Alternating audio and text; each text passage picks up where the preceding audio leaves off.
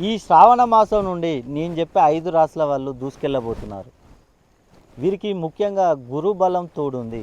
గురుబలం తోడుంటే 1000 ఏనుగుల బలం ఉంటుందంటారు. గజకేసరి యోగం అనేది వీరికి పట్టనుంది. ఆ 5 రాశులు ఏవంటే మిథున రాశి, కన్యా రాశి, వృశ్చిక రాశి, మకర రాశి, మీన రాశి.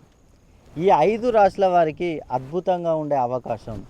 ముఖ్యంగా మిథున రాశి వారికి గురుడు 2వ స్థానం, కన్యా రాశి వారికి 11 లాభస్థానం, వృశ్చిక రాశి వారికి 9వ స్థానం, మకర రాశి వారికి 7వ స్థానం, మీన రాశి వారికి 5వ స్థానం.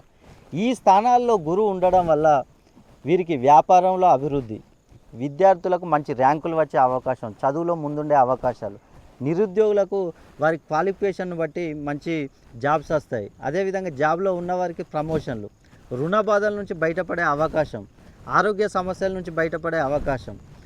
ముఖ్యంగా వివాహాల కోసం ప్రయత్నం చేస్తూ ఉంటారు. అలాంటి వారికి వివాహాలు సెటిల్ అవుతాయి. కుటుంబ కలహాలతో బాధపడేవారు ఆ సమస్యల నుంచి బయటపడే అవకాశం.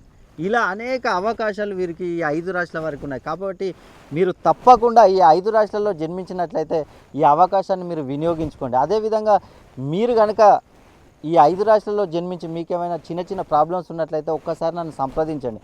నేను కొన్ని పరిహారాలు చెప్తాను. ఆ పరిహారాలు కనుక మీరు పాటించి మీ పేరులో ముఖ్యంగా సంఖ్యాబలాన్ని కనుక మీరు పెంచుకున్నట్లయితే ఈ సమస్యల మొత్తం నుంచి మీరు బయటపడవచ్చు.